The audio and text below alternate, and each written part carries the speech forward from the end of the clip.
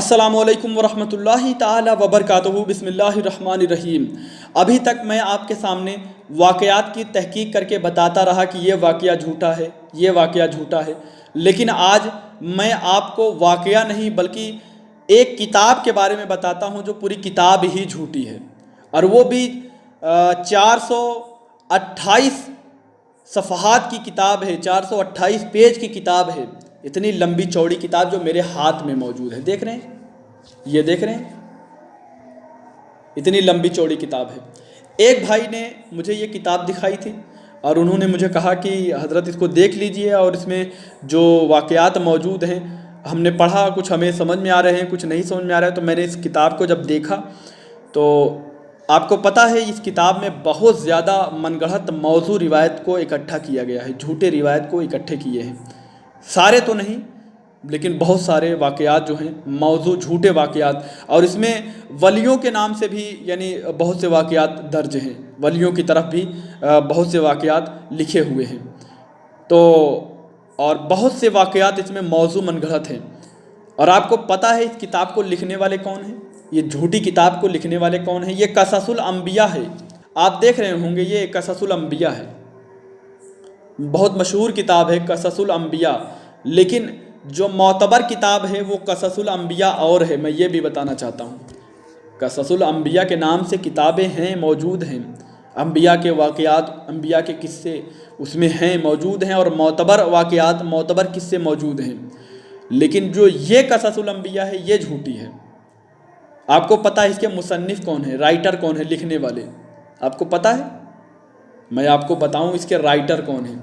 اس کے رائٹر ہیں، اس کے مصنف ہیں حضرت غائب۔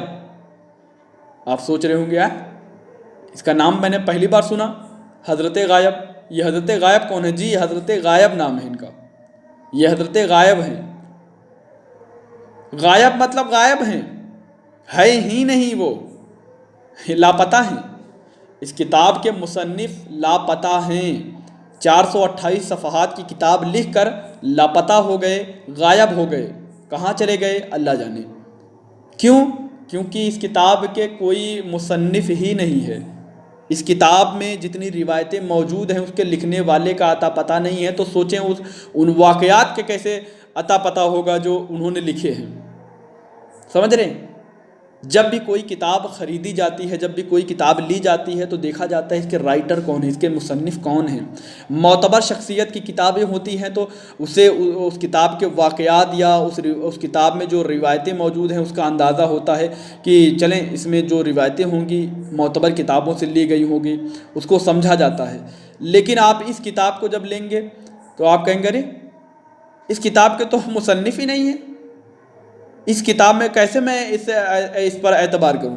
اگر میں اس کتاب سے پڑھ کر کوئی واقعہ کہیں بیان کر دوں اور کوئی مجھے اس واقعے پر گرفت کر لے اور میں کہوں کہ نہیں میں نے پڑھا تھا، کتاب میں پڑھا تھا، کہے گا کہ مصنف کون ہے، کس نے لکھا تھا یہ، تو میں کس کو دکھاؤں گا؟ کہوں گا کہ نہیں وہ بس کتاب ہے، وہ اس میں کوئی ہے نہیں، لکھنے والا آتا پتہ نہیں ہے۔ تو سمجھ رہے ہیں؟ تو یہ مسٹیک ہو جاتی ہے۔ تو جب بھی کوئی کتاب خریدیں، میں آپ کو بتانا چاہتا ہوں کہ جب بھی کوئی کتاب خریدیں پڑھنے کے لیے تو کم از کم علماء کرام کو دکھا دیا کریں، تاکہ آپ کے کتاب کی تحقیق اور تصدیق ہو سکے کہ یہ کتاب پڑھنے لائق ہے یا نہیں۔ سمجھ رہے ہیں میرے بھائی؟ ورنہ ایسے ہی بہت سی کتابیں واقعات کے نام سے، قصے کے نام سے مارکیٹ میں موجود ہیں۔ آپ جائیے کبھی غوث پاک رحمۃ اللہ تعالیٰ علیہ کے واقعات کے تعلق سے کتابیں مانگیے، دیکھیے وہ درجنوں کتابیں آپ کے سامنے رکھ دیں گے، وہ اور ایسے بھی کتابوں میں ایسے ایسے واقعات بھی موجود ہوں گے جو آپ کی عقلیں دنگ رہ جائیں گی، ارے یہ واقعہ کیسے اس میں یہ موجود ہے۔ بہت جھوٹے جھوٹے واقعات بھی موجود ہیں، بنا تصدیق بنا تحقیق کے واقعات لکھ دیے گئے ہیں۔ بہت سی ایسی کتابیں آپ کو ملیں گی جس کے مصنف ہی نہیں ملیں گے، مصنف ہی غائب ہیں۔ سمجھ رہے ہیں میرے بھائی؟ تو ایسے کتابوں سے بچیں، اور اللہ تبارک و تعالیٰ آپ کو بھی اور مجھے بھی حق اور سچ بات بولنے کی توفیق عطا فرمائے، اور حق اور سچ بات پر عمل کرنے کی توفیق عطا فرمائے، اللہ تبارک و تعالی مجھے معاف کرے اگر مجھ سے بولنے میں کسی قسم کی غلطی ہو گئی ہو تو، اور آپ بھی مجھے معاف کریے اگر مجھ سے بولنے میں اگر کوئی غلطی ہوئی ہو یا آپ کو برا لگا ہو کوئی بات میری، تو معافی چاہتا ہوں۔ استغفر اللہ ربی من کل ذنب واتوب الیہ۔ السلام علیکم ورحمۃ اللہ تعالی وبرکاتہ۔